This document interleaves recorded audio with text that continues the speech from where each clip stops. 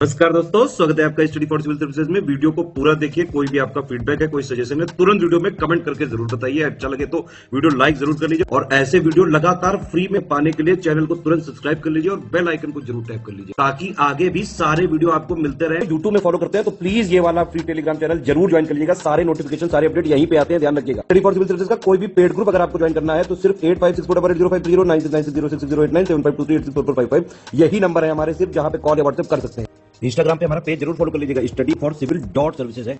Twitter पे हमको जरूर फॉलो कर लीजिएगा, @स्टडी फॉर सिविल्स है। एवरीवन, इस सीरीज में हम लोग UPPSC mains answer writing practice कर रहे हैं और ये इस सीरीज का हमारा 17th लेक्चर है। तो चलिए हम आज के क्वेश्चंस को शुरू करते हैं और हमारा पहला क्वेश्चन जो है वो है पेपर नंबर 1 से। और क्वेश्चन है, Lord Dalhousie's rule marked a new chapter in the history of British India, discuss. Lord Dalhousie के शासन ने ब्रिटिश भारत के इतिहास में एक नया अध्याय चिन्हित किया है, इस पर चर्चा करें। तो जो लॉर्ड डलहौसी थे वो इंडिया में 8 साल के लिए जो है गवर्नर जनरल बने रहे थे और उनका कार्यकाल था 1848 से लेकर 1856 तक।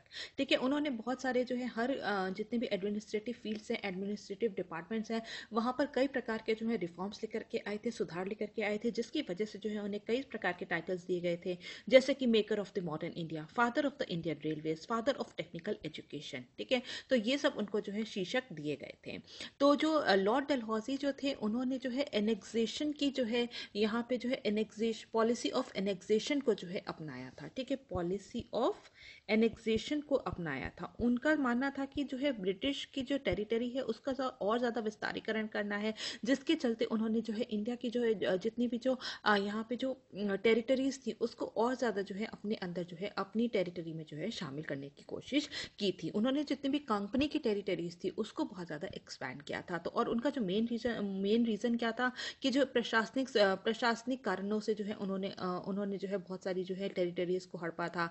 अपने इंपीरियल, कमर्शियल और फाइनेंशियल ऑब्जेक्टिव्स को जो है पूरा करने के लिए उन्होंने पॉलिसी ऑफ एनेक्सेशन को जो है अपनाया था। तो इसके चलते उन्होंने बहुत सारे जो ऐसे रीजन है जैसे कि अवध रीजन है, पंजाब है, ठीक है, लोअर बर्मा रीजन है, तो ये सभी जो है यहाँ पर इन्होंने इन सभी क्षेत्रों को जो है अपने जो ब्रिटिश टेरिटरी है उसमें जो है शामिल किया था। तो जो यहाँ पे हम देखते हैं कि जो पंजाब है वो एंग्लो सिख वॉर था 1849 में। उसके बाद जो है पंजाब को जो है यहाँ पे डलहौसी ने जो है एनेक्स किया था, ठीक है, हड़पा था। इसके बाद हम देखते हैं जो सेकेंड बर्मीज वॉर है, उसके चलते जो है लोअर बर्मा रीजन जो है वहाँ पे उसको वो जो टेरिटरी थी वो ब्रिटिशर्स ने अपनी टेरिटरी में जो है उसका विलय किया था। डॉक्ट्रिन ऑफ लैप्स के तहत जो है बहुत सारे ऐसे रीजन थे जहाँ पे कि बहुत सारे ऐसे प्रोविंसेस थे जिसको कि ब्रिटिशर्स ने जो है अपने टेरिटरी में जो है विलय किया था। तो डॉक्ट्रिन ऑफ लैप्स में क्या था कि वहाँ पे जहाँ पे भी ऐसे जितने भी प्रोविंसेस थे जहाँ पर कि अडॉप्टेड सन थे, जहाँ पे कि कोई भी लीगल हेयर नहीं था, तो वहाँ पर जो है अडॉप्टेड सन को वहाँ पे इनहेरिट करने का जो है कोई भी जो है अधिकार नहीं था और उस टेरिटरी को जो है ब्रिटिशर्स जो है वो अपने जो है कंपनी की टेरिटरी में जो है उसको मिला लेते थे। तो यहाँ पे जो है बहुत सारे जो है उन्होंने पॉलिसी ऑफ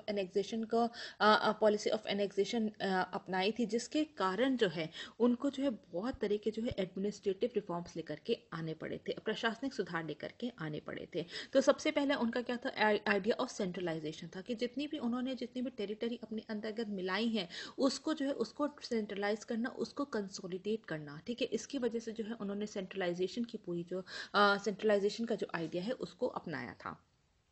और इसके लिए जो है उन्होंने नॉन रेगुलेशन सिस्टम जो है उसको अपनाया था। ठीक है, गैर विनिमय प्रणाली को जो है यहाँ पर अपनाया था। तो यहाँ पर जितनी भी जो प्रशासनिक उनको दिक्कतें आती थी, एडमिनिस्ट्रेटिव प्रॉब्लम्स होती थी, उसको डील करने के लिए उन्होंने वहाँ पे न्यू कमिश्नर्स को जो है अपॉइंट किया था। और ये जो न्यू कमिश्नर्स है ये डायरेक्टली जो है गवर्नर जनरल को जो है यहाँ पर वो गवर्नर जनरल के प्रति इनकी डायरेक्टली जो है रिस्पॉन्सिबल होते थे, जवाबदेही होती थी। और जितनी भी न्यूली एक्वायर्ड टेरिटरीज थी, जितनी भी जो नई टेरिटरीज एक्वायर करी थी, उनको गवर्न वो लोग जो है नॉन रेगुलेशन सिस्टम के द्वारा ही किया जाता था।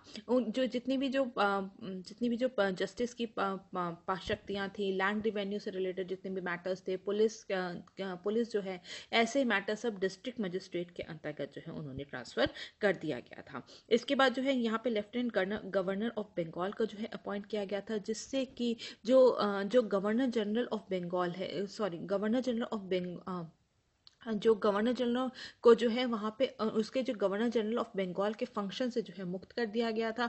और यहाँ पर जो है गवर्नर जनरल जो था उसको जो है यहाँ पे ऑल इंडिया अफेयर्स को देखने के लिए जो है उसकी शक्तियाँ को और ज़्यादा विस्तारित कर दिया गया था। ठीक है, ऑल इंडिया अफेयर्स देखने के लिए 1853 में, पार्लियामेंट्री एक्ट 1853 से। इसके बाद हम देखते हैं बहुत प्रकार के जो है मिलिट्री रिफॉर्म्स भी लेकर के आए गए थे, जैसे कि जितनी भी जो भी बंगाल आर्टिलरी हेडक्वार्टर्स था उसको कैलकाटा से, उसका हेडक्वार्टर जो था उसको कैलकाटा से शिफ्ट कहाँ कर दिया गया था, वो मेरठ में कर दिया गया था। तो यहाँ पर जो है पंजाब है, सिंध है, अवध है, ये जब रीजन यहाँ पर जो है उन्होंने पूरा एक्वायर कर लिया था, उसके बाद जो है अपने मिलिट्री इंटरेस्ट को पूरा करने के लिए वो लोग और ज़्यादा नॉर्थ की तरफ जो है वो बढ़ने लगे थे। उन्होंने जो है आर्मी हेडक्वार्टर जो है उसको भी शिमला में शिफ्ट कर दिया गया था, जिसके कारण जो भी आर्मी जो है वो ईजिली जो है गवर्नर जनरल को अप्रोच कर सके, क्योंकि उस टाइम पे गवर्नर जनरल कहाँ पे रहते थे, वो शिमला में ही रहते थे। ठीक है, यहाँ पे ब्रिटिश और इंडियन फोर्सेस के बीच में जो है एक संतुलन बनाने की कोशिश की गई थी।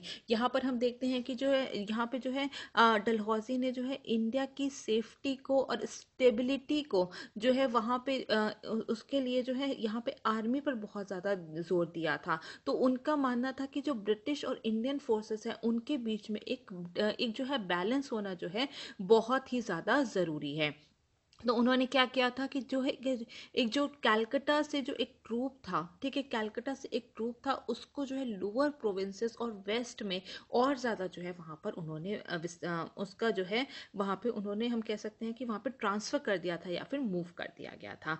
जो है कुछ नई फोर्सेस भी बनाई गई थी, जैसे कि गुरखा रेजिमेंट है, पंजाब रेजिमेंट है, जिन्होंने कि आगे चलकर 1857 रिवॉल्ट जो था उसमें जो है ब्रिटिशर्स को बहुत ज़्यादा मदद की थी पूरे 1857 रिवॉल्ट को दमन करने में, उसको सप्रेस करने में। इसके बाद हम देखते हैं रेलवे रिफॉर्म्स लेकर के आए गए थे। ठीक है, रेलवे रिफॉर्म्स लेकर के आए गए थे, जो भी जितने भी रेलवे रिफॉर्म्स थे उनका जो है सॉरी जो जो जो यहाँ पर जब रेलवे इंट्रोड्यूस किया गया था, ठीक है, तो उसके बाद जो हम देखते हैं कि इंडिया में जो है एक न्यू इकोनॉमिक, ठीक है, न्यू इकोनॉमिक एरा हमें देखने को मिलता है। और ये जो ब्रिटिशर्स जो है इंडिया में रेलवे जो है वो 3 कारणों से लेकर के आए थे।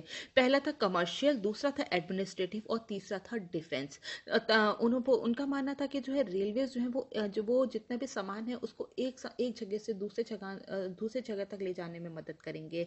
अगर कहीं पे रिवोल्ट होता है तो वो जितने भी आर्मी पर्सनल हैं उनको एक जगह से दूसरे जगह जो है ले जाया जा सकेगा बहुत ही कम समय में। तो यहाँ पे वो अपना उद्देश्य पूरा कर रहे थे। जो डलहौजी जो थे वहाँ पर जब ब्रिटेन में जब वहाँ पे रेलवे लाइन जब बिछाई जा रही थी तो वहाँ पे भी जो है डलहौजी की बहुत बड़ी भूमिका थी। उसके बाद जो है 1853 में जो डलहौजी थे उन्होंने रेलवे मिनट को जो है यहाँ पर जो है इंट्रोड्यूस किया और लोगों को कन्विंस किया कि यहाँ पर भी रेलवेज का जो है रेलवे ट्रैक जो है वो बिछानी चाहिए, यहाँ पे भी जो है रेलवे सिस्टम जो है होना चाहिए। किस कारण से, कमर्शियल है, एडमिनिस्ट्रेटिव है, डिफेंस पर्पसेस से। ठीक है, तो उसके बाद हम देखते हैं कि यहाँ पर कि जो 1853 में जो है सबसे पहले जो है रेलवे लाइन्स जो है वो ओपन की गई थी फ्रॉम बॉम्बे टू थाने। ठीक है, बॉम्बे टू थाने, जो कि केवल 26 किलोमीटर की थी। ठीक है, इसके बाद हम सेकेंड अगर देखें तो 1854 में जो है कैलकाटा से जो है रानीगंज कोलफील्ड तक जो है बिछाई गई थी। तो यहाँ पर हम देखते हैं कि इसके बाद जो है यहाँ पे रेलवे रिफॉर्म्स जो है रेलवे को लेकर के आया गया था। और यहाँ पे हम देखते हैं कि जो भी रेलवेज का जो यहाँ पे जो बिछाया जा रहा था रेलवे ट्रैक्स, उसमें जो है वो जो है गवर्नमेंट गारंटी प्रणाली के अंतर्गत जो है ये पूरा काम हो रहा था। मतलब कि जितने भी लोग इसमें इन्वेस्ट कर रहे थे उनको 5% जो है रिटर्न दिया जा रहा था। तो यहाँ पे कैपिटल का जो है बहुत ही ज़्यादा जो है इन्वेस्टमेंट किया जा रहा था। इसके बाद हम देखते हैं कम्युनिकेशन रिफॉर्म्स। बहुत सारे जो है कम्युनिकेशन रिफॉर्म्स पे लेकर के आए गए थे, जैसे कि टेलीग्राफ था। ठीक है, टेलीग्राफ को इंट्रोड्यूस किया गया था। पोस्टल रिफॉर्म्स लेकर के आए गए थे। अगर हम टेलीग्राफ की बात करें तो क्या है, यहाँ पर जो है जो मेन सिटीज़ हैं जैसे कि कैलकाटा है, पेशावर है, बॉम्बे है, मद्रास है, इन सभी को जो है टेलीग्राफ से कनेक्ट कर दिया गया था। और करीब जो है 400 मील जो है लंबी टेलीग्राफ लाइन जो है उसको वो डलहौजी के टाइम पे ही जो है इंडिया में बिछाई गई थी। और 1857 के रिवॉल्ट के दौरान जो यहाँ पे जो ब्रिटिशर्स का जो पूरा टेलीग्राफ सिस्टम था उसने बहुत ही ज़्यादा मदद की थी पूरे रिवोल्ट को सप्रेस करने में। तो उनके लिए जो है एक ही बून, एक ही वरदान के रूप में जो है साबित हुई थी। ठीक है, टेलीग्राफ लाइन। तो हम देखते हैं कि 1852 में जो है यहाँ पर इंडिया में इलेक्ट्रिक टेलीग्राफ सिस्टम को इंट्रोड्यूस किया गया था और पहली टेलीग्राफ लाइन जो है थी वो 1854 में बिछाई गई थी कैलकाटा से लेके आगरा तक। ठीक है, कैलकाटा टू आगरा तक, जो कि 800 मील लंबी थी। ठीक है, 800 मील लंबी थी। और इसके बाद जो है 1856 में जो है लाहौर और पेशावर तक जो है इसको पूरा एक्सटेंड कर दिया गया था। बर्मा में भी जो है इसको एक्सटेंड किया गया था, रंगून से लेके मंडलाय तक। तो यहाँ पर हम देखते हैं कि ये टेलीग्राफ लाइन जो थी वो बहुत ही ज़्यादा इनके लिए जो है कम्युनिकेशन सिस्टम को और ज़्यादा स्ट्रॉन्ग करने में बहुत ज़्यादा मदद मिली थी। इसके बाद हम देखते हैं establish postal facility through new post office act in 1854। ठीक है, तो यहाँ पर अगर हम बात करें तो जो पोस्टल डिपार्टमेंट को भी यहाँ पे उन्होंने जो है इंट्रोड्यूस किया था, उसको जो है इस्टेब्लिश किया था डलहौजी ने पोस्टल डिपार्टमेंट को।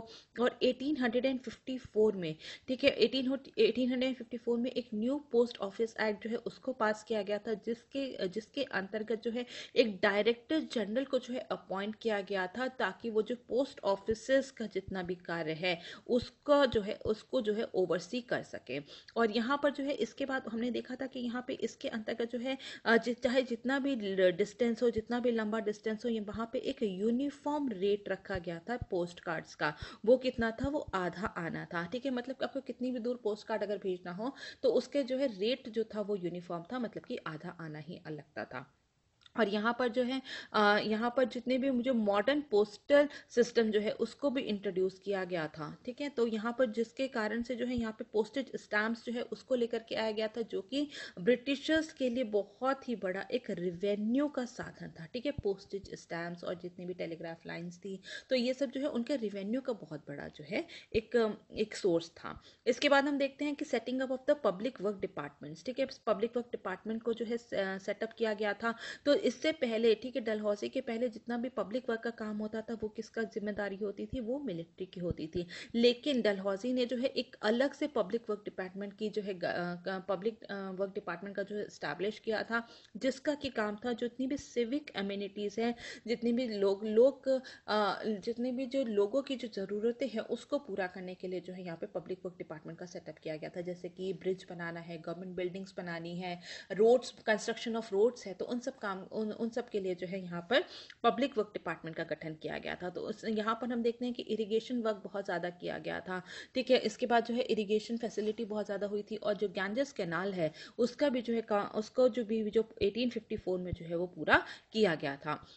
ग्रैंड ट्रंक रोड है उसका भी कंस्ट्रक्शन किया गया था। इसके साथ साथ जो है बहुत सारी जो है बिल्डिंग्स जो है, गवर्नमेंट बिल्डिंग्स जो है उसको बनाने के लिए जो है वहाँ ब्रिटिश से जो है इंजीनियर्स, ट्रेंड इंजीनियर्स को जो है लेकर के आया गया था, जो कि पूरे जो कंस्ट्रक्शन वर्क है उसको जो है उसको ओवरसी करते थे, उसकी निगरानी करते थे। इसके बाद हम देखते हैं बहुत तरह के जो है सोशल रिफॉर्म्स भी लेकर के आए गए थे, जैसे कि फीमेल इन्फेंटिसाइड है, कन्या भ्रूण हत्या जो है उसको समाप्त की गई थी, उस पर बैन लगाया गया था, जो कि वहाँ पे जो हायर कास्ट थे, राजपूत से, वहाँ पे बहुत ही ज़्यादा प्रिवेलेंट थी। इसके बाद हम देखते हैं ह्यूमन सेक्रीफाइस है, उसकी प्रैक्टिस पे भी जो है उस पर भी बैन लगाया गया था। यहाँ पे बहुत सारे एरियाज ऐसे थे, जैसे कि उड़ीसा है, मद्रास है, सेंट्रल प्रोविंसेस हैं, वहाँ पर जो है ह्यूमन सेक्रीफाइस की जो प्रैक्टिस जो थी वो बहुत ही ज़्यादा प्रिवेलेंट थी, और उनका मानना था कि इससे जो है ह्यूमन सेक्रीफाइस से जो है सॉइल फर्टिलिटी जो है वो इंक्रीज होती है। लेकिन डलहौजी ने क्या किया था? इस पर जो है पूरी तरीके से बैन लगा दिया था। पास रिलीजियस डिसेबिलिटी एक्ट इन 1850। ठीक है, कन्वर्जन को अलाउ किया गया था। पहले क्या होता था कि जितने जो भी लोग कन्वर्ट होते थे, अपना धर्म जो है कन्वर्ट करते थे, तो उनको जो है उनकी एंसेस्ट्रल प्रॉपर्टी में से कोई भी हिस्सा नहीं दिया जाता था। पर यहाँ पर डलहौजी ने क्या किया था? जितने भी हिंदू कन्वर्ट्स थे उनको जो है उनको अधिकार दिया था कि उनकी जो एंसेस्ट्रल प्रॉपर्टी है उसमें भी उनका हिस्सा होगा। तो यहाँ पर जो है बहुत सारे तरीके के जो है सोशल रिफॉर्म्स भी लेकर के आए गए थे। वीडो रीमैरिज एक्ट जो है 1855 में लेकर के आया गया था, जिससे कि जितनी भी जो हिंदू वीडोज की जो रीमैरिज थी उसको लीगलाइज किया गया था। ठीक है, तो यहाँ पर क्या कहते हैं, जितने भी जो सोशल रिफॉर्म्स लेकर के आए गए थे, इससे जो यहाँ के लोग थे वो बहुत ज़्यादा नाराज थे।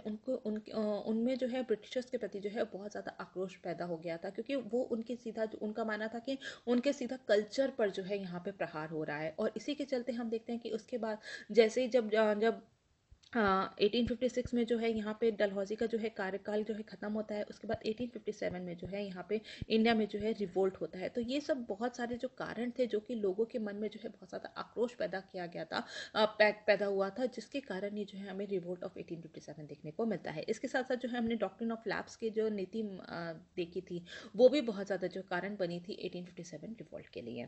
इसके बाद हम देखेंगे बहुत तरह के ट्रेड रिफॉर्म्स भी, कमर्शियल रिफॉर्म्स भी जो है वो भी लेकर के आए गए थे। जैसे कि उन्होंने जो है पॉलिसी ऑफ फ्री ट्रेड को अपनाया था, ठीक है। ओपन मार्केट जो है इंडिया, ओपन मार्केट में रिफॉर्म लेकर के आए थे। जितना भी सी ट्रेड था वो जो है इंग्लिश द्वारा कैप्चर किया गया था, और वही उनकी जो है बहुत बड़ी जो है शक्ति थी, पूरी जो सी ट्रेड था, सी रूट पे जो उनका कैप्चर था।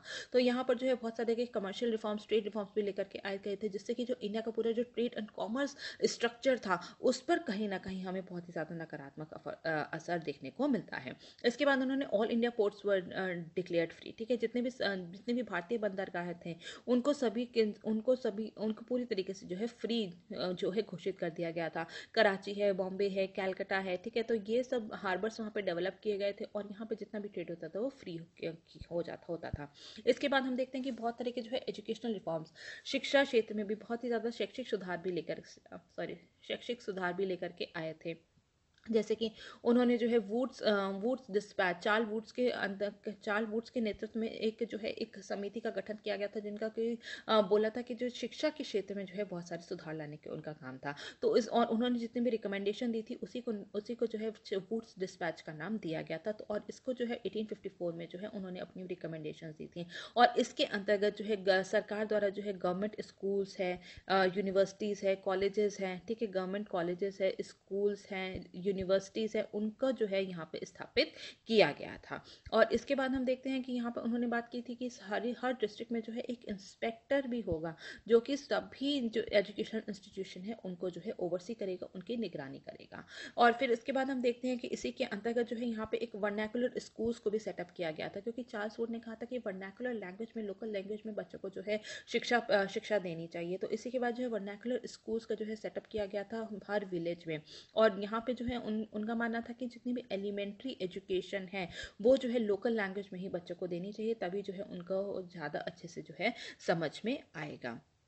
प्राइवेट एंटरप्राइजेस को एनकरेज किया गया था, जितने भी, ताकि वो एजुकेशनल इंस्टीट्यूशन में बहुत सारा जो है वो ग्रांट दे सके, और एजुकेशनल इंस्टीट्यूशन में, या फिर हम कह सकते हैं कि जो शिक्षा का क्षेत्र है उसमें और ज़्यादा जो है सुधार लेकर के आया जा सके। यहाँ पे रुड़की में हम देखते हैं कि एक इंजीनियरिंग कॉलेज को सेटअप किया गया था, और कैलकाटा में जो है एक एग्रीकल्चर इंस्टीट्यूट को जो है यहाँ पर सेटअप किया गया था।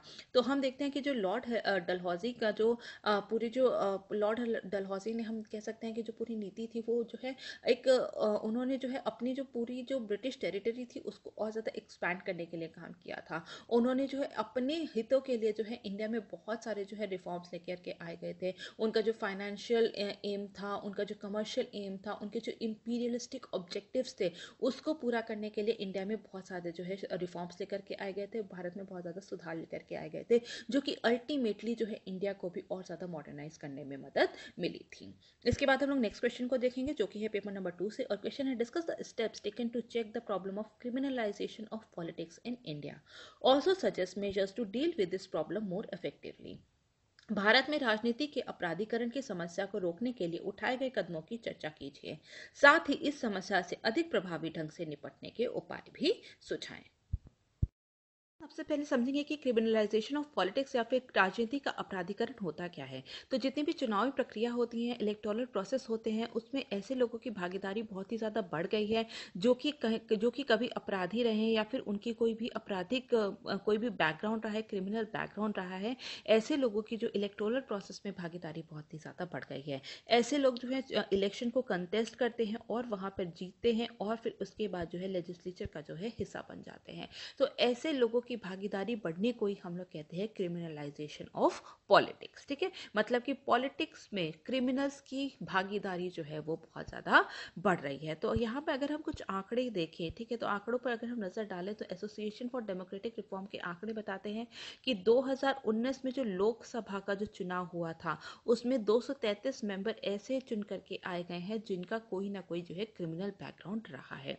2014 में 187 मेंबर्स ऐसे चुन कर आए थे। 2009 में 162 मेंबर्स ऐसे चुन करके आए थे और 2004 में जो है 128 मेंबर्स ऐसे चुन करके आए थे।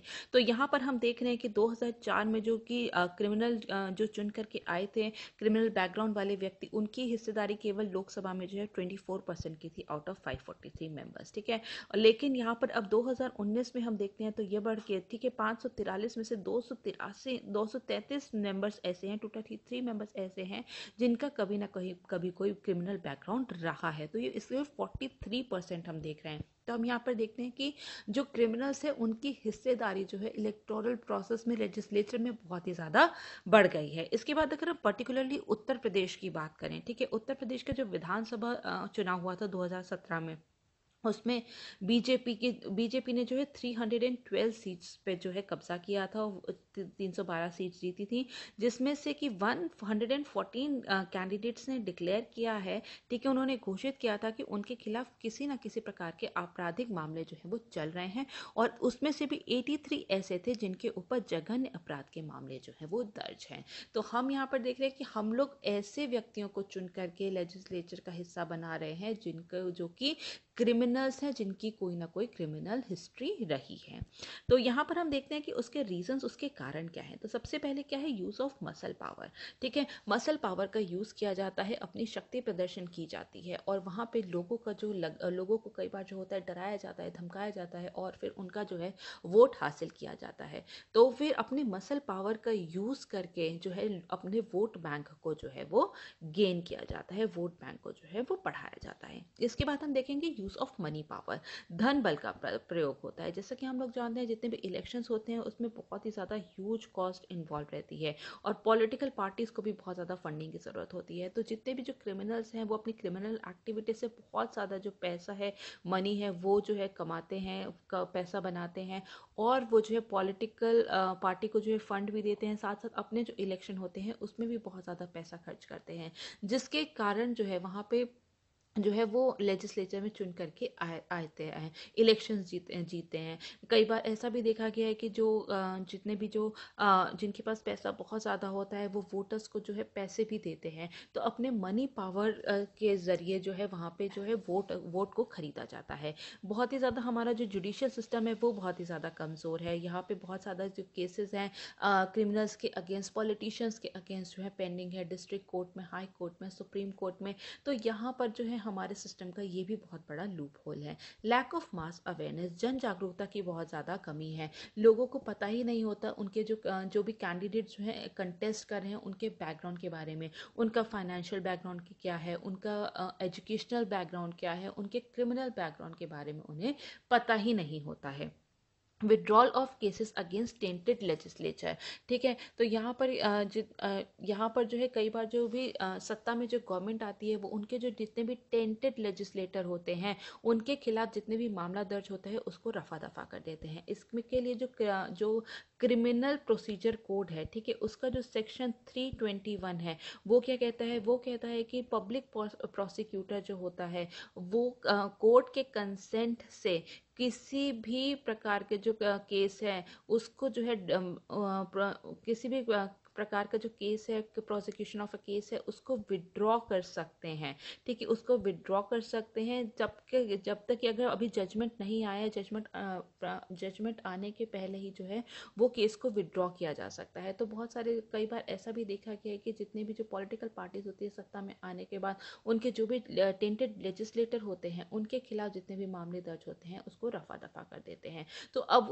वो क्या होते हैं, वो क्लीन एक उनको जो है एक क्लीन चिट दे दी जाती है, जिसके बाद जो है वो क्रिमिनल मतलब कि लीगली वो क्रिमिनल नहीं होते, लेकिन जो है उनकी हिस्सेदारी जो है अभी भी लेजिस्लेचर में बनी हुई है।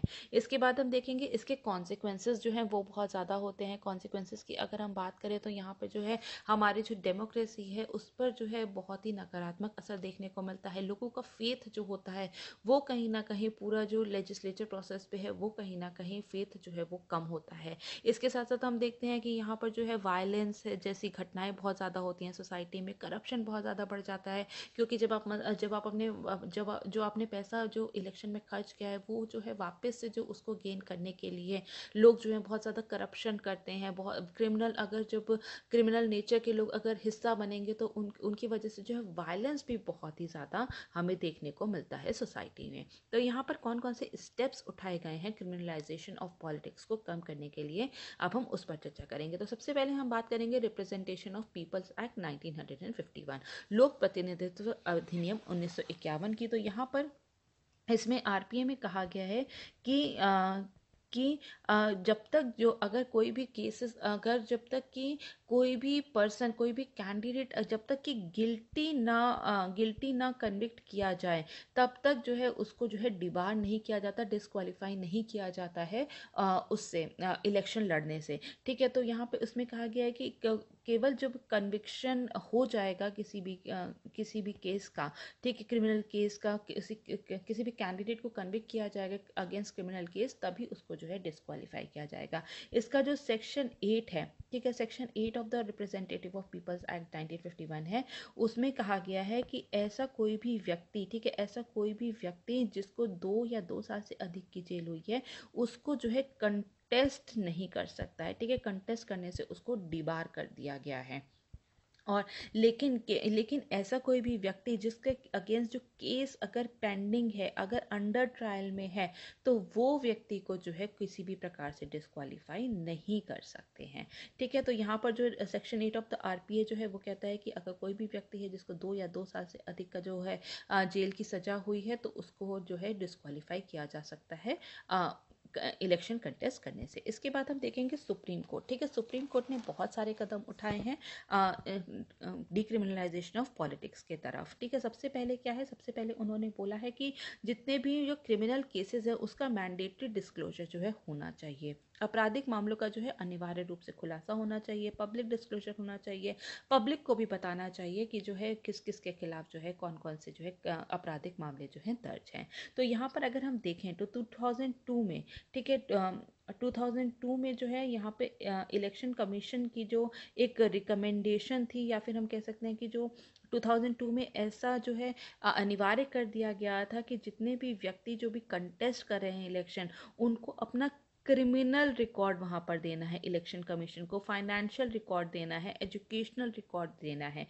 और अगर इसमें कोई भी किसी भी प्रकार की अगर यहाँ पे गलत इन्फॉर्मेशन दी जाती है तो उसको जो है डिस्क्वालीफाई कर दिया जाएगा। लेकिन ये जो डिस्क्वालिफिकेशन का जो यहाँ पर अगर ये डिस्क्वालिफिकेशन कौन तय करेगा, ये डिस्क्वालिफिकेशन जो है वहाँ पे पार्लियामेंट ही तय करेगा। पार्लियामेंट या फिर जो पर्टिकुलर जो जिस भी स्टेट लेजिस्लेचर से हैं वही तय करेंगे कि यहाँ पे इस व्यक्ति को जो है डिस्क्वालीफाई किया जाए या फिर नहीं। इसके बाद हम देखते हैं 2005 में, ठीक है, एक रमेश दलाल केस में सुप्रीम कोर्ट ने कहा था कि जितनी भी सिटिंग एमपी और एमएलए हैं, ठीक है, अगर उनको भी 2 या 2 से अधिक साल की जो अगर सजा होती है तो उनको भी डिस्क्वालीफाई कर दिया जाएगा। इसके बाद हम देखते हैं 2013 का केस। 2013 में lily Thomas versus union of India, ठीक है, versus union of India case में ये कहा गया था कि यहाँ पर जितने भी कि अगर कोई भी सिटिंग एमपी और एमएलए है और उसको अगर जेल की सजा होती है 2 या 2 से अधिक साल की, तो वो अपनी सीट जो है तत्काल जो है वो खो देंगे, तुरंत ही जो है इमीडिएट इफेक्ट से जो है वो अपनी सीट जो है वो खाली कर देंगे। और यहाँ पर जो है इस पहले क्या होता था कि 3 मंथ की अपील का टाइम दिया जाता था, लेकिन लिली थॉमस केस में ये अपील का जो ये जो टाइम पीरियड है इसको भी ख़त्म कर दिया गया था। इसके बाद हम देखेंगे 2014 में, ठीक है, 2014 में जो है लॉ कमीशन की जो है इसमें इंक्लूडेड नहीं है, सॉरी, 2014 में लॉ कमीशन की जो है एक रिकमेंडेशन को इम्प्लीमेंट किया गया था, जिसमें कहा गया था कि सिटिंग एमपी और एमएलए जो हैं उनके जितने भी केसेस हैं, ठीक है, उनके अगेंस्ट जितने भी क्रिमिनल केसेस हैं, कोई भी केस चल रहा है तो उसको जो है विदिन 1 ईयर, ठीक है, विदिन 1 ईयर जो है उस पर फैसला आ जाना चाहिए, उसको डिस्पोज कर देना चाहिए, और इसकी जो सुनवाई होगी वो भी डेली बेसिस पे होनी चाहिए। और अगर ऐसा नहीं होता, 1 साल के अंतर्गत वो अंदर में वो जो है डिस्पोज नहीं होता, तो वहाँ पे जो भी कंसर्न्ड चीफ जस्टिस हैं हाई कोर्ट के, उनको ये बताना होगा कि 1 साल के अंदर अंदर जो है ये मामला जो है इस पर जो है कोई भी फैसला क्यों नहीं दिया गया है। इसके बाद हम देखेंगे 2018 में 2018 में, तो जितने भी इसमें बोला गया था कि जितनी भी पॉलिटिकल पार्टीज़ हैं उनको जो है यहाँ पे अपने जो है पब्लिश करना होगा कि उनके जो कौन कौन से कैंडिडेट्स जो हैं जो भी उनके अगेंस्ट जो इतने भी क्रिमिनल केसेस चल रहे हैं उसको जो है ओपनली डिक्लेयर करने की इसमें बात कही गई थी। तो यहाँ पर अगर हम देखें तो सुप्रीम कोर्ट ने ये भी कहा था कि जो इलेक्शन कमीशन है उसको एक ऐप बनानी होगी जहां पर कि जितने भी ऐसे कैंडिडेट्स हैं या फिर जितने भी ऐसे लेजिस्लेटर हैं जिनके अगेंस्ट कोई भी आपराधिक मामला दर्ज है, तो उसमें जो है वहां पर सारी की सारी इंफॉर्मेशन दी जाएगी। ठीक है, और उन्होंने ये भी कहा था कि जो इलेक्शन कमीशन है उसको जो है यहाँ पर हर प्रकार से जो है व्यापक रूप से जो है जन जागरूकता अभियान चलाना चाहिए। चाहे ये मतलब सोशल मीडिया हो, वेबसाइट हो, टीवी एडवर्टीजमेंट के जरिए हो, प्राइम टाइम डिबेट है, पैम्फलेट, इन सभी प्लेटफॉर्मों से, ठीक है, इन सभी प्लेटफॉर्म्स का जो है यूज़ करके यहाँ पे जो है मास अवेयरनेस फैलानी बहुत ज़रूरी है कि जितने भी जो कैंडिडेट्स हैं उनका क्रिमिनल बैकग्राउंड, उनका एजुकेशनल बैकग्राउंड, उनका फाइनेंशियल बैकग्राउंड क्या है। ठीक है, तो यहाँ पर जो है 2018 में ऐसी रूलिंग भी दी गई थी। इसके बाद अगर हम हाल ही में देखें तो 2021 में भी एक रूलिंग दी गई है जिसमें कहा गया है कि सुप्रीम कोर्ट ने कहा है कि जितने भी हाई कोर्ट हैं उनको बोला गया है कि वो एक स्पेशल बेंच को, ठीक है, एक स्पेशल बेंच का जो है यहाँ पे गठन किया जाएगा जो कि जितने भी मौजूदा और पूर्व विधायिकाएं हैं, ठीक है, पूर्व विधायिकाओं के खिलाफ जितने भी आपराधिक मामले की प्रगति की निगरानी करेगी। ठीक है, तो उसके लिए जो है एक स्पेशल बेंच के गठन की भी बात की गई थी। और यहाँ पर 2013 में ही, ठीक है, एक none of the above option का भी जो है यहाँ पर जो है इसको इंट्रोड्यूस किया गया था कि यहाँ पर जितने भी अगर जो वोटर्स हैं अगर उनको कोई भी व्यक्ति जो है पसंद नहीं है जितने भी कंटेस्ट कर रहे हैं तो वो नन ऑफ द अबव का जो है बटन दबा सकते हैं। तो इसके बाद हम देखेंगे कि आखिर जो इलेक्शन कमीशन ऑफ इंडिया ने क्या क्या रिफॉर्म्स लेकर के आए थे। तो इलेक्शन कमीशन ऑफ इंडिया जो है वो जो उसने मॉडल कोड ऑफ कंडक्ट जो है उसके इफेक्टिव इम्प्लीमेंटेशन पे, उसके प्रभावी क्रियान्वयन पे बहुत ज़्यादा ध्यान दिया है। एक एक्सपेंस मॉनिटरिंग सेल बनाई गई है जो कि जितना भी पॉलिटिकल पार्टी या फिर जितने भी कैंडिडेट्स हैं वो कितना खर्चा कर रहे हैं उस पर जो है वो निगरानी रखते हैं। और उन्होंने जो है मैंडेटरी किया था, उन्होंने अनिवार्य किया था कि जितने भी कैंडिडेट्स हैं, जितने भी कंटेस्टेंट्स हैं, उनको जो है अपने संपत्ति और आपराधिक आरोपों का जो है पूरी तरीके से डिस्क्लोजर करना होगा, घोषणा करना होगा। 2017 में देखें तो यूनियन गवर्नमेंट जो है, ठीक है, सेंट्रल गवर्नमेंट जो है वो एक स्कीम लेके आई थी जिसमें उन्होंने 12 स्पेशल कोर्ट बनाने की बात की थी जो कि जितने भी जो क्रिमिनल केसेस हैं अगेंस्ट एमपीज और एमएलएस उनको डिस्पोज करने का, उस पर फैसला देने का काम करेगी। तो इसके बाद हम देखेंगे कि और क्या क्या मेजर्स लिए जा सकते हैं, क्या क्या उपाय किए जा सकते हैं जिससे कि जो है जिससे कि हम जो है डिक्रिमिनलाइजेशन ऑफ पॉलिटिक्स को जो है कम कर सकें। सबसे पहले है कि जितने भी कैंपेन फाइनेंसिंग होती है उसमें बहुत ज़्यादा जो है ट्रांसपेरेंसी होनी चाहिए, उसमें पारदर्शिता होनी चाहिए ताकि कोई भी जो है अपने जो है पैसों का प्रदर्शन करके या फिर पैसों के बल पे जो है कोई भी सीट ना खरीद सके। इसके बाद हम देखते हैं फास्ट ट्रैक कोर्ट्स होना चाहिए जो कि जितने भी सिटिंग एमपी एमएलए हैं या फिर जो फॉर्मर लेजिस्लेटर्स हैं उनके अगेंस्ट जितने भी केसेस हैं उस पर फैसला देने का काम करें। जितने भी फाइनेंशियल अकाउंट है पॉलिटिकल पार्टीज का उनका ऑडिट करना चाहिए इलेक्शन कमीशन ऑफ इंडिया को, ठीक है। लॉ कमीशन की एक रिकमेंडेशन थी 170th रिपोर्ट में, और जिसमें कि उन्होंने कहा था, ठीक है, उसमें उन्होंने कहा था कि किसी उम्मीदवार को उसके खिलाफ जघन्य प्रकृति का आपराधिक मामला अगर वो पेंडिंग है तो भी उसको जो है अगर कोई भी हीनस क्राइम का अगर कोई भी आपराधिक मामला किसी भी कैंडिडेट के अगेंस्ट या फिर किसी भी कंटेस्टेंट के अगेंस्ट अगर पेंडिंग भी है तो भी उसको जो है यहाँ पर डिस्क्वालीफाई कर देना चाहिए इलेक्शन को लड़ने से। इसके बाद हम देखते हैं पॉलिटिकल विल, राजनीतिक इच्छा शक्ति होनी बहुत ही ज़्यादा ज़रूरी है। जितने भी लेजिस्लेटर्स हैं उनको खुद से जो है एक ऐसा जो है बिल लेकर के आना चाहिए जिससे कि जो राजनीति का जो अपराधीकरण हो रहा है उसको कम किया जा सके। और साथ साथ जितनी भी पॉलिटिकल पार्टीज हैं उनको खुद से ही टेंटेड लेजिस्लेटर्स जो होते हैं या फिर टेंटेड कंटेस्टेंट्स जो होते हैं उनको टिकट नहीं देना चाहिए अपनी पार्टी से। इसके साथ साथ हम देखते हैं इलेक्शन कमीशन ऑफ इंडिया ने भी कुछ और रिकमेंडेशंस दी है, जैसे कि उन्होंने जो है इलेक्टोरल रिफॉर्म्स जो हैं उसमें ये बात की गई थी कि जितने भी ऐसे व्यक्ति जो भी इलेक्शन कंटेस्ट करते हैं जिसके अगेंस्ट जो कॉग्निजेबल ऑफेंस जो है कोई भी मामला दर्ज है, तो उसके लिए कॉग्निजेबल ऑफेंस है, और अगर वो जो ऑफेंस है उसमें अगर 5 साल की सज़ा, ठीक है, 5 साल की सज़ा अगर उस ऑफेंस के लिए 5 साल से या 5 साल से अधिक की सज़ा मिलती है, तो ऐसे व्यक्ति को जो है डिस्क्वालीफाई कर देना चाहिए इलेक्शन को कंटेस्ट करने के लिए। और ये अगर उसके अगेंस्ट कोई भी मामला 6 महीने पहले, ठीक है, इलेक्शन के 6 महीने पहले अगर कोई भी मामला उसके खिलाफ जो दर्ज है जिस पर कि 5 साल या 5 साल से अधिक जो है उसको जेल हो सकती है, तो ऐसे व्यक्ति को डिस्क्वालीफाई कर देना चाहिए। इसी के साथ साथ जो है सेकंड एआरसी की रिपोर्ट जो है वो बहुत ही ज़्यादा इम्पॉर्टेंट है, और उसने कहा था कि जो सेक्शन 8 है, ठीक है, जो हम शुरू में बात की थी सेक्शन 8 है आरपीए की, उसको अमेंड करना बहुत ही ज़्यादा ज़रूरी है, ठीक है, और ऐसे सभी व्यक्ति को जो है डिस्क्वालीफाई कर देना चाहिए जिनके अगेंस्ट जो है कोई भी जघन्य अपराध या फिर करप्शन जैसे मामले जो हैं दर्ज हैं। और यहाँ पे अगर उनके पास जो है इलेक्शन के 6 महीने पहले 6 मंथ्स पहले भी अगर कोई भी ऐसे जघन्य अपराध या करप्शन का कोई मामला दर्ज है, तो ऐसे सभी व्यक्ति को जो है एक इलेक्शन कंटेस्ट करने से जो है यहाँ पे डिस्क्वालीफाई कर देना चाहिए। और ऐसे सभी व्यक्ति को जो है डिस्क्वालीफाई कर देना चाहिए जिन्होंने कि किसी भी प्रकार का जो है फॉल्स एफिडेविट दिया था, देखिए, फॉल्स एविडेविट दिया था अपना नॉमिनेशन पेपर फाइल करते वक्त। तो ये जो सेक्शन 31 है आरपीए 1950 का, इसको भी अमेंड करने की ज़रूरत है, ठीक है। तो वोहरा कमेटी है, वोहरा कमेटी जो है 1993 में गठन किया गया था वोहरा कमेटी का। सेकेंड एआरसी रिपोर्ट है 2008 में दी गई थी सेकेंड एआरसी रिपोर्ट। तो इन सभी ने बहुत ही ज़्यादा जो है यहाँ पे, और सुप्रीम कोर्ट है यहाँ पे, इनकी बहुत सारे जो है रिकमेंडेशन है, रूलिंग है, जिनकी वजह से जो है अपराधीकरण को कम करने के लिए, लेकिन जो जितने भी लॉज हैं उसको सही ढंग से जो है इम्प्लीमेंट नहीं किया जा रहा है। तो ज़रूरी है कि जो है यहाँ पे एक पॉलिटिकल विल होनी बहुत ही ज़्यादा ज़रूरी है। सुप्रीम कोर्ट और जितने भी जो लेजिस्लेचर है उनको मिल करके काम करना होगा, ताकि जो है अपराधीकरण को कम किया जा सके। इसके बाद हम लोग नेक्स्ट क्वेश्चन को देखेंगे, जो कि है पेपर नंबर 3 से, और क्वेश्चन है solar energy sector in India faces various challenges despite it's huge potential, discuss. Bharat में सौर ऊर्जा क्षेत्र अपनी विशाल क्षमता के बावजूद विभिन्न चुनौतियों का सामना कर रहा है, इस पर चर्चा करें, ठीक है। तो अब हम इस क्वेश्चन को यहाँ पर पूरा डिस्कस कर लेंगे।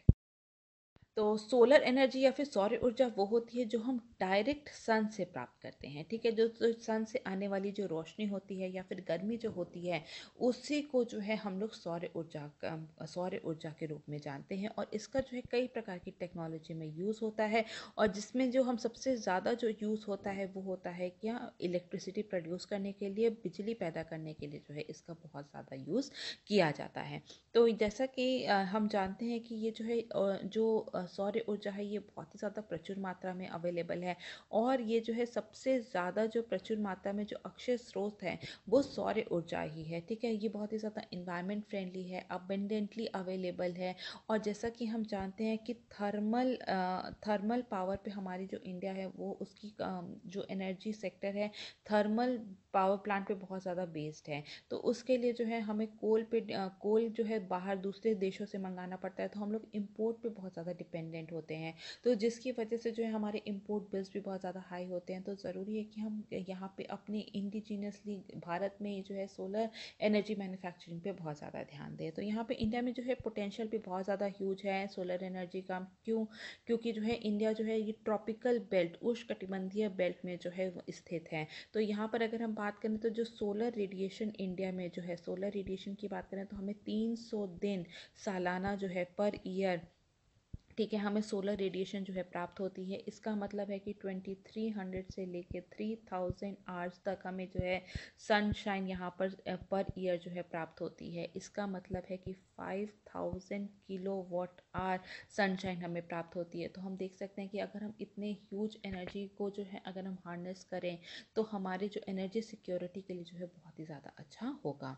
अगर हम करंट कैपेसिटी की बात करें तो वो है 44.3 गीगावाट 31 अगस्त अगस्त 2021 का ये लेटेस्ट आंकड़ा है, ठीक है। 42 सोलर पार्क्स को भी बनाया गया है, जिससे कि जितने भी जो लैंड चाहिए, ठीक है, सोलर पावर प्लांट को इस्टेब्लिश करने के लिए, तो सोलर पावर प्लांट को जो इस्टेब्लिश करने के लिए जितना भी लैंड अवेलेबल होना है, उसके अंदर जो है सोलर पावर पार्क के अंदर जो लैंड जो है अवेलेबल कराया जाता है।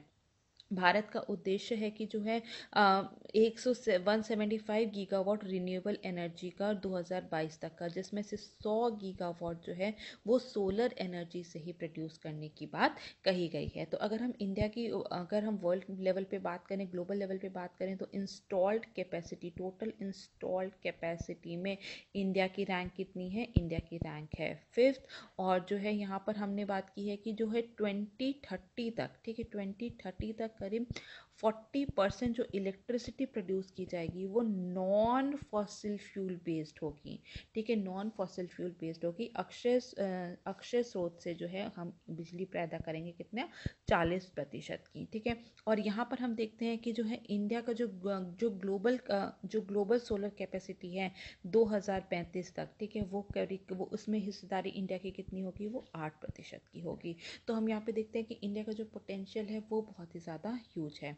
तो इसका सिग्निफिकेंस क्या है, ठीक है, इसका महत्व क्या है पूरे सोलर एनर्जी का इंडिया के लिए? तो सबसे पहले हम बात करेंगे एनर्जी सिक्योरिटी, ऊर्जा सुरक्षा के लिए बहुत ही ज़्यादा ज़रूरी है, ठीक है।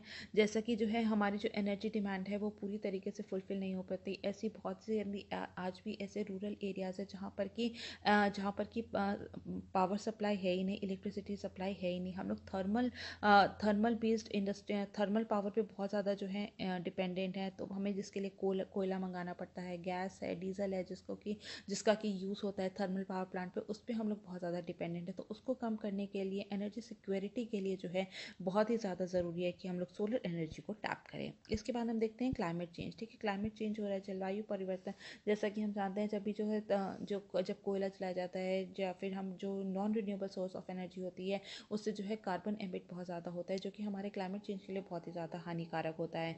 तो हमें जो है फॉसिल फ्यूल के जो यूसेज है उसको जो है कहीं ना कहीं डिक्रीज करना पड़ेगा, और हमें जो है क्लीन एंड ग्रीन एनर्जी जो है उसकी तरफ बढ़ने के लिए जो ज़रूरी है, हम जो है यहाँ पर सोलर एनर्जी को और ज़्यादा जो है प्रमोट करें। इससे जॉब क्रिएशन भी बहुत ज़्यादा होता है, जैसा कि आंकड़ों में बताया गया है कि 1 गीगावाट सोलर मैन्युफैक्चरिंग के लिए, ठीक है, 1 गीगावाट सोलर मैन्युफैक्चरिंग के लिए करीब 4000 डायरेक्ट एंड इनडायरेक्ट जॉब्स जो है वो जो है प्रोड्यूस की जाती हैं, ठीक है। 4000 डायरेक्ट एंड इनडायरेक्ट जॉब्स जो हैं उसमें लिप्त होती हैं। और इसके अलावा जो है उसके ऑपरेशन में, उसके इंस्टॉलेशन में या फिर उसके मेंटेनेंस में जो है अलग से इनडायरेक्ट जॉब्स भी बहुत ज़्यादा जो है जनरेट होती हैं। इसके बाद हम बात करेंगे इकोनॉमिक डेवलपमेंट के लिए बहुत ज़रूरी है। इलेक्ट्रिसिटी जो है ये वाइडली यूज़ होती है इंडस्ट्रियल रीजन में, एग्रीकल्चर में। तो वहाँ पे जो है पूरी सप्लाई करने के लिए, पावर सप्लाई के लिए बहुत ही ज़्यादा ज़रूरी है कि हम लोग सोलर एनर्जी पे बहुत ज़्यादा ध्यान दें, ताकि हम लोग रेगुलर सप्लाई को इंश्योर कर सकें, अपनी सेल्फ सफिशिएंसी, आत्मनिर्भरता को भी जो है सुनिश्चित किया जा सके। पावर फॉर ऑल, ठीक है, पावर सप्लाई फॉर ऑल जो भारत सरकार का सपना है उसके लिए भी बहुत ज़्यादा ज़रूरी है। जितने भी रूरल एरियाज़ है जहाँ पर कि आज भी जो है यहाँ पे जो है इलेक्ट्रिसिटी से कनेक्टेड नहीं है, तो वहाँ पर जो है सोलर पावर प्लांट लगाकर जो है हम लोग वहाँ पे जो है पावर जो है इलेक्ट्रिसिटी सप्लाई कर सकते हैं, जिससे कि हमारा जो सोशो इकोनॉमिक स्ट्रक्चर है उसको भी हम लोग बदल सकते हैं। इसके बाद हम देखेंगे यहाँ पे बहुत सारे चैलेंजेस भी हैं, ठीक है।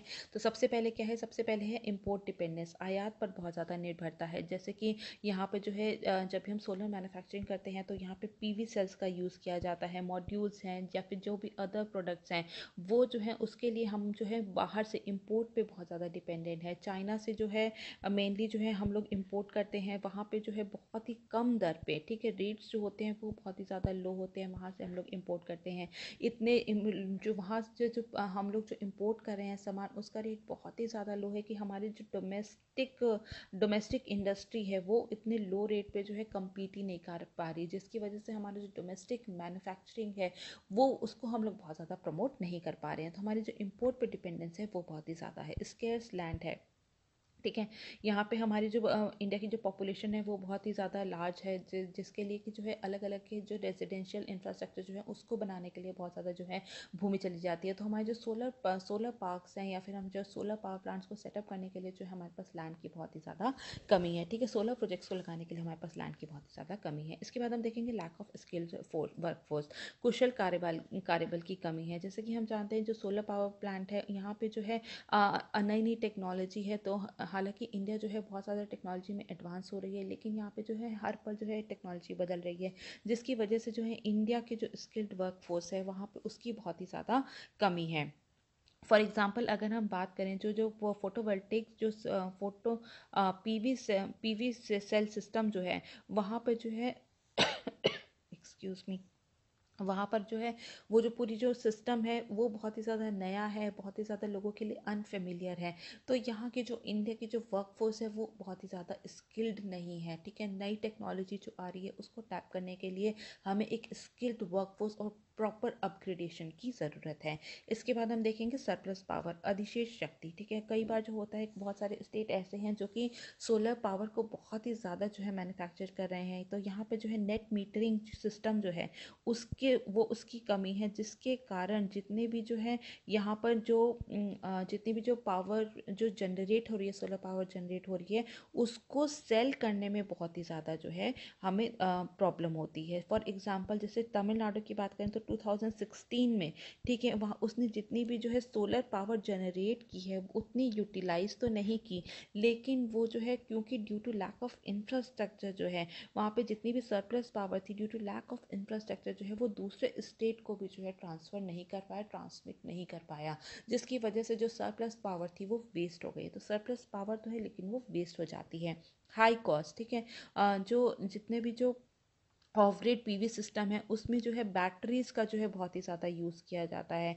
ठीक है, बैटरी को जितने भी PV system of grid PV system है उसमें बैटरीज को स्टोरेज के लिए, ठीक है, मेनली स्टोरेज के लिए जो है बैटरीज को यूज़ किया जाता है। लेकिन जो है बैटरीज का जो है साइज़ इंक्रीज, जो बैटरीज की वजह से जो है यहाँ पे कॉस्ट जो है वो बहुत ही ज़्यादा इंक्रीज हो जाती है। तो जिसकी वजह से जो यहाँ पे जो कॉस्टिंग है वो बहुत ही ज़्यादा इंक्रीज है, बहुत ही ज़्यादा हाई है। इसके बाद हम देखेंगे लो डोमेस्टिक मैन्युफैक्चरिंग बेस। ठीक है, 2019 में हम देखते हैं कि डोमेस्टिक सेल मैन्युफैक्चरिंग कितनी थी, केवल जो है 3.1 गीगावाट थी।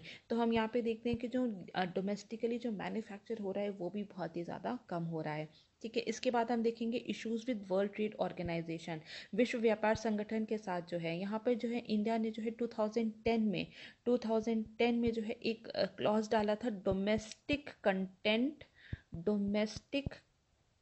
कंटेंट रिक्वायरमेंट का। ठीक है, कि कोई भी जो है अगर यहाँ पर जितनी भी इंडस्ट्रीज़ हैं वो अगर यहाँ पे सोलर इंडस्ट्रीज़ हैं तो वहाँ पे जितना भी जो सामान वो यूज़ करेंगे एज रॉ मटेरियल वो डोमेस्टिकली प्रोड्यूस इंडस्ट्री से होना चाहिए, तो ताकि जो है लोकल मैन्युफैक्चरिंग को भी बहुत ज़्यादा बूस्ट किया जा सके। लेकिन यहाँ पर जो है ये जो है WTO में ये एक बहुत ही बड़ा जो है कंटेंशन बना हुआ है, वहाँ पर एक बहुत ही बड़ा मुद्दा बना हुआ है। इसके बाद हम देखेंगे लैक ऑफ R&D। ठीक है, R&D इंफ्रास्ट्रक्चर जो है इंडिया में उसका भी बहुत ज़्यादा अभाव है। कोविड-19 के बाद जैसे कि हर सेक्टर में जो है नकारात्मक प्रभाव देखने को मिला है, उसी तरह जो सोलर एनर्जी सेक्टर है वहाँ पे भी जो है हमें नेगेटिव इफेक्ट देखने को मिला है। ठीक है, यहाँ पे जो है जो बहुत सारे जो ऑनगोइंग प्लांट्स जो प्रोजेक्ट्स थे, सोलर प्रोजेक्ट्स वो जो है वो जो है स्थिर पड़े हैं। इसके साथ साथ जो है 85% जितने जो भी इसमें लेबर्स जो जुड़े हुए थे वो कौन थे, वो माइग्रेंट लेबर्स थे। माइग्रेंट लेबर्स जो है वो अपने अपने घर चले गए थे, तो जिसकी वजह से बहुत ज़्यादा जो है लेबर शॉर्टेज जो है वो बहुत ही ज़्यादा देखने को मिली थी पूरे सेक्टर में। तो लेबर शॉर्टेज की वजह से भी यहाँ पे जो है हम लोग बहुत ज़्यादा जो है जो मैन्युफैक्चरिंग हो रही थी सोलर पावर की वो बहुत ही ज़्यादा कम हो गई है। इसके साथ साथ जो है पावर डिमांड, ठीक है, पावर डिमांड जो है उसमें भी बहुत ज़्यादा कमी आ गई है। तो जितने भी जो कन्वेंशनल पावर प्लांट्स थे जब उनमें ही डिमांड बहुत ज़्यादा कम थी, तो जो रिन्यूएबल सोर्सेज की जो एनर्जी पावर प्लांट है उनकी डिमांड तो और भी ज़्यादा कम हो गई है। ठीक है, क्योंकि इंडस्ट्री सारी ठप हो गई थी, इंडस्ट्री सारी बंद हो गई थी, तो जिसकी वजह से जो पावर डिमांड है वो बहुत ही ज़्यादा कम हो गई है। इसके बाद हम देखेंगे कि आखिर कौन कौन से गवर्नमेंट के इनिशिएटिव्स लिए गए हैं इसके प्रति।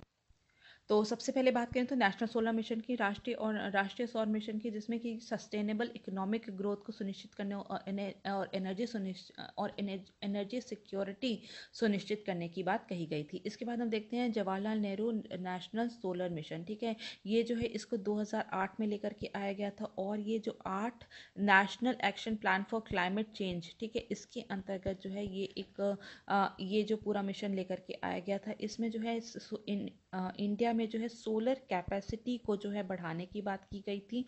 प्लस जो है यहाँ पे बात की गई थी कि जो है 2022 तक, वर्ष 2022 तक जो है सोलर एनर्जी जो है 20, उसकी कैपेसिटी जो है बढ़ाकर 20 गीगावाट कर दी गई है, जिसको कि अब फर्दर बढ़ाकर जो है 2022 तक जो है इसको बढ़ा करके 100 गीगावाट का लक्ष्य रखा गया है। इसके बाद हम देखते हैं इंटरनेशनल सोलर अलायंस, ठीक है।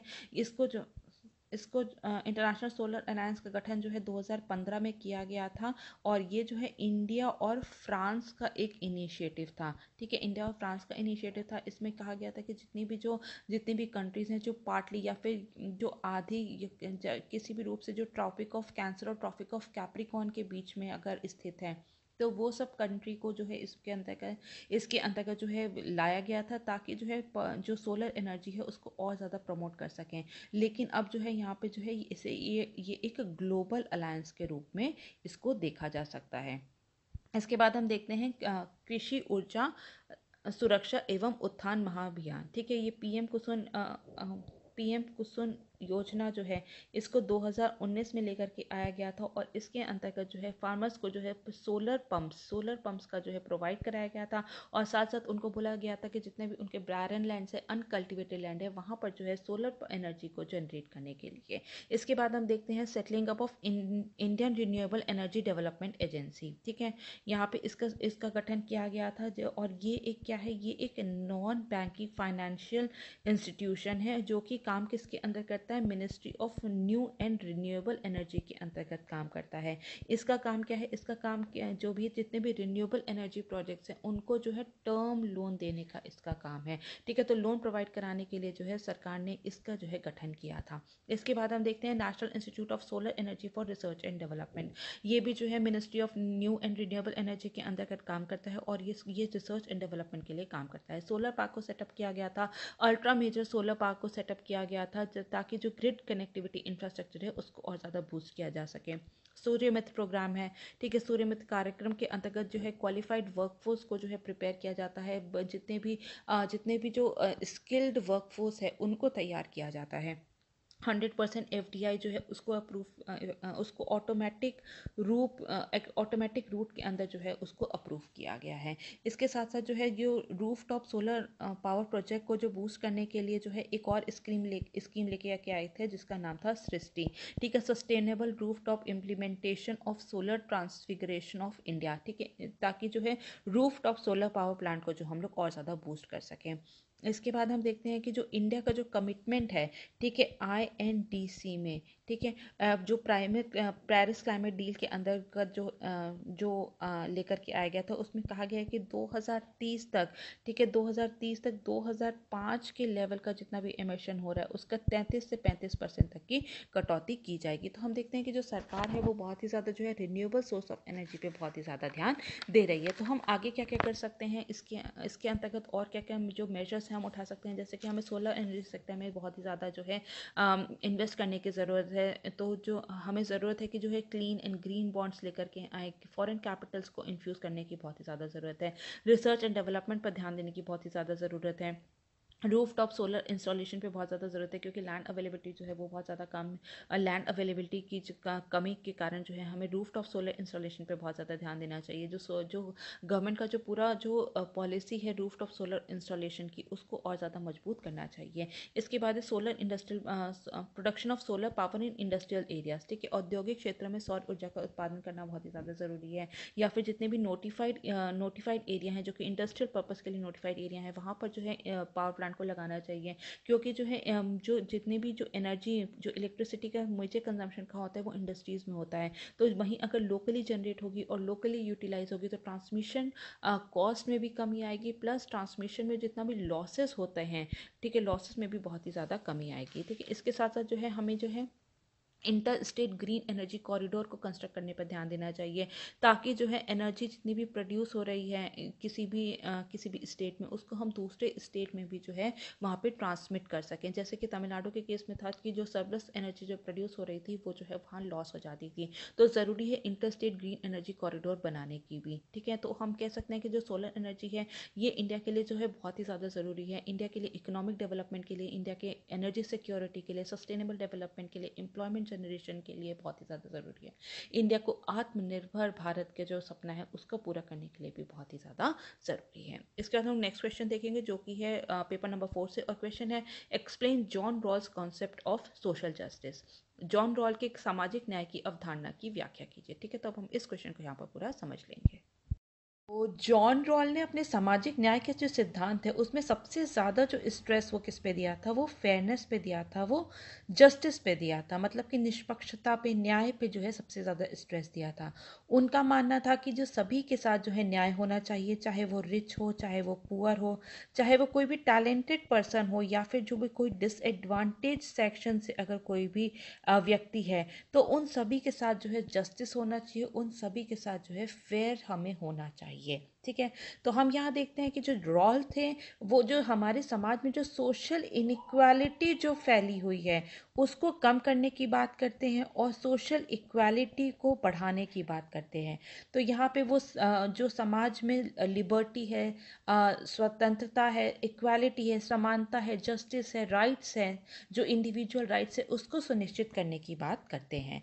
तो यहाँ पर जॉन रॉल्स के जो पूरा कंसेप्ट है, उनके पूरे सिद्धांत को समझने के पहले हमें ये समझना होगा कि जो उन्होंने जो है हमारे जो सोचने की जो शक्ति है उसके लिए क्या कहा था। ठीक है, हम लोग किस तरीके से, हमारे थॉट प्रोसेस के बारे में उन्होंने क्या कहा था।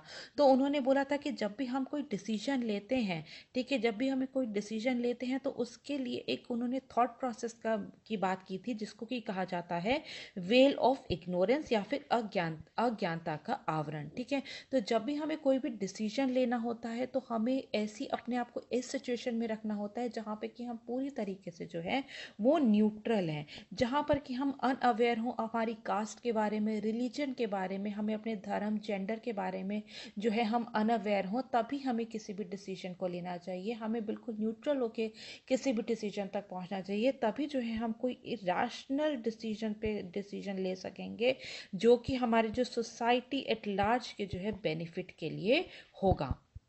ठीक है, तो यहाँ पर वो कहते हैं कि जितना भी हमें जो रैशनल डिसीजन या फिर जस्टिस पर हम तभी पहुँच सकते हैं जब व्यक्ति अपनी आवश्यकताओं है, नीड्स है, इंटरेस्ट है, स्किल्स है, उनकी जो योग्यता संबंधी और जो भी और उन वस्तुओं संबंधी जो कि वर्तमान समय समाज में किसी भी प्रकार की जो है विवाद पैदा कर सकते हैं, उन सभी जानकारी से वंचित रहें, तभी जो है हम किसी भी रैशनल डिसीजन पे पहुंच सकते हैं।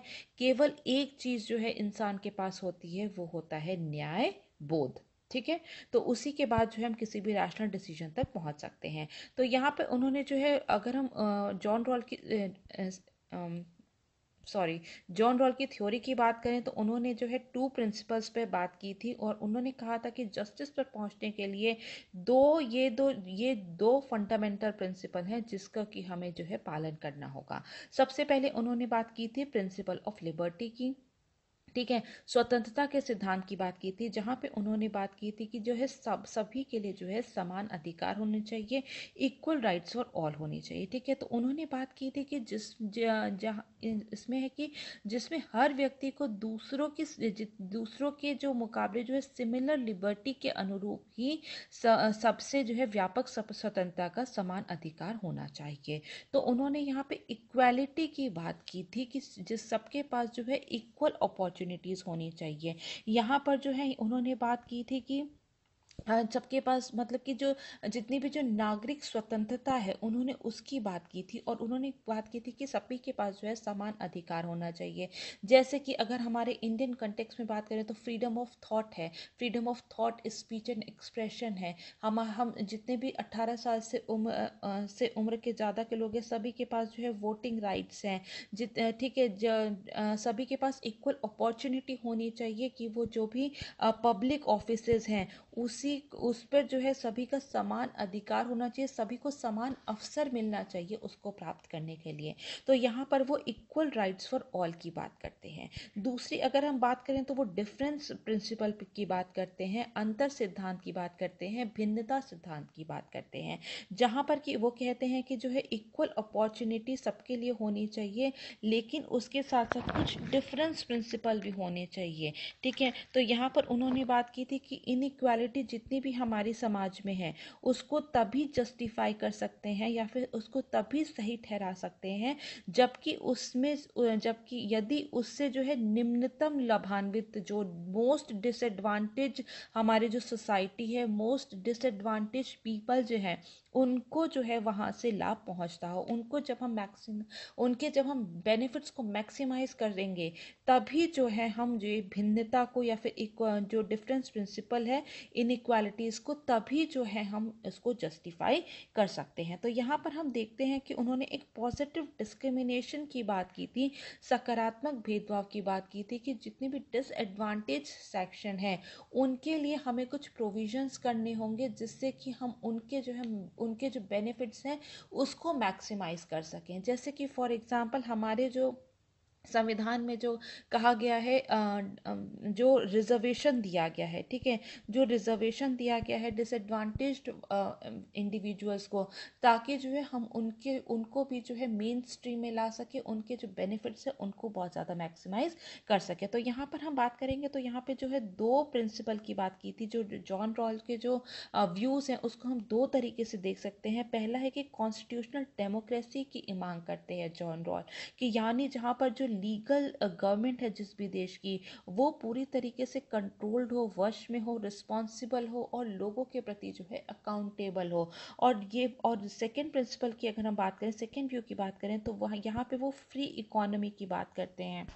ठीक है, फ्री इकोनॉमी की बात करते हैं, जो मार्केट है वहाँ पे ओपन मार्केट कंपटीशन होना चाहिए, जितने भी इंडिविजुअल हैं उनकी इक्वल राइट्स के बारे में बात करते हैं, जितने भी जो रिसोर्सेज हैं, ठीक है, जितनी भी रिसोर्सेज हैं इकोनॉमी में उनका सरकार पे जो है कंट्रोल होना चाहिए, नियंत्रण होना चाहिए, समाज की इनइक्वालिटी जो है उसको कम करनी चाहिए। उसके बाद ठीक है, ये सब जब फ्री इकोनॉमी की बात कर ली, हमने सबको समान अवसर दे दिए, जितनी भी रिसोर्सेज हैं उसको कंट्रोल कर लिया, जब हम समाज में जो है बहुत सारी जो इनइक्वालिटी को कम कर देते हैं, उसके बाद शिक्षा द्वारा ठीक है सबको जो है एजुकेट कर दिया गया, उसके बाद जब हम लोगों को समान अवसर देते हैं, ठीक है, इक्वल अपॉर्चुनिटी देते हैं, उसी को इन्होंने डिस्ट्रीब्यूटिव जस्टिस कहा था। ठीक है, डिस्ट्रीब्यूटिव जस्टिस का नाम इन्होंने दिया था।